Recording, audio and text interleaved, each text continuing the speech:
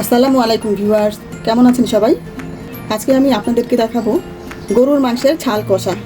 এই রান্নাটার মধ্যে ঝাল একটু বেশি হয়, তাই এর নাম ঝাল কষা। তো চলুন চলে যাচ্ছি আমরা আজকের ঝাল কষা গরুর মাংস রান্না। গরুর ঝাল কষা রান্না করতে আমার যা যা লাগবে, এখানে আমি এক বাটি পেঁয়াজ বাটা দিলাম, 2 টেবিল চামচ আদা রসুন বাটা, আর এখানে আছে 2টি তেজপাতা, 6টি এলাচি, 4-5টি দারচিনি, এখানে আছে কিছু মেথি, এটা দিলাম ঝাল মশলা, গুঁড়ো মরিচের মশলা, দিয়ে দিলাম স্বাদ মতো লবণ, এখানে জয়ত্রী, জায়ফল আর স্টার মশলা একসঙ্গে গুঁড়ো করা আছে, সবটুকু দিয়ে দিলাম। এটা কালো গোলমরিচ দিয়ে দিলাম 10-12টি, এটা হচ্ছে আমার হাতে বানানো মশলা, আমি সবটুকু দিয়ে দিলাম। এখানে দিলাম জিরে গুঁড়ো, সব একসঙ্গে দিয়ে দিলাম। আর দিয়ে দিলাম এখানে আমার বেরেস্তা ভেজে রাখা তেল। এখন আমি মাংসটাকে ভালোভাবে মাখাবো। আরও কিন্তু উপকরণ দেওয়া বাকি আছে, ওগুলোও দিব।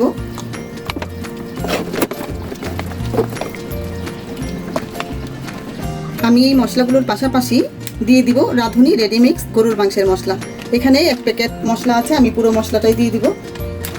এখন আমি এটাকে ভালোভাবে মেশাবো। আবার আমি এখানে কিন্তু পেঁয়াজ বাটা দিয়েছি, পেঁয়াজ কাটাটা আমি দেইনি, যেহেতু এটা কষা মাংস হবে।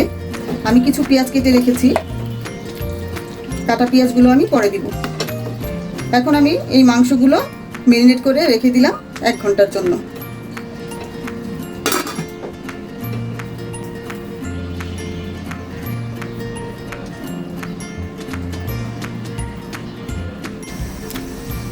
ফিরে এলাম আমরা 1 ঘন্টা পর।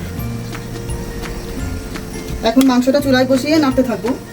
মাংসটার ভেতর থেকে যে পানি উঠবে, সেই পানিতেই মাংস প্রায় অর্ধেকটার বেশি সেদ্ধ হয়ে যায়।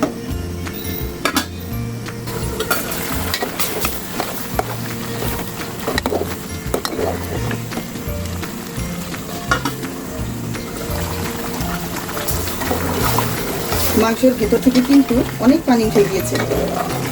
এখন চুলার আঁচটা মিডিয়াম রাখবেন, ধীরে ধীরে পানি উঠবে, মাংসটাও কষা হবে।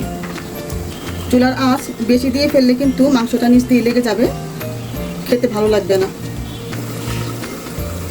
মাংসটা প্রায় কষানো হয়ে আসছে।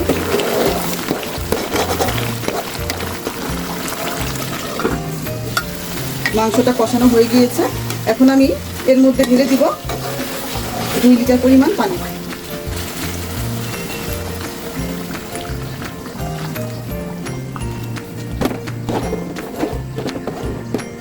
এখন এই মাংসটা সেদ্ধ হওয়ার জন্য আমরা আধা ঘন্টা মানে 30 মিনিট অপেক্ষা করব।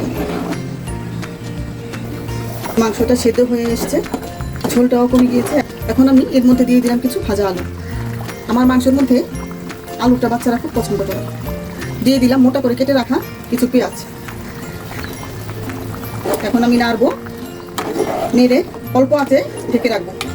আবার ঢেকে দিলাম। হয়ে গেল আমার ঝাল ঝাল কষা মাংস রান্না। রেসিপিটি ভালো লেগে থাকলে লাইক, কমেন্ট, শেয়ার করে আমার পাশেই থাকবেন। প্রিয় দর্শক, ফিরে আসবো পরের ভিডিওতে নতুন কোনো রেসিপি নিয়ে। ততক্ষণ পর্যন্ত ভালো থাকুন, সুস্থ থাকুন। আল্লাহ হাফেজ।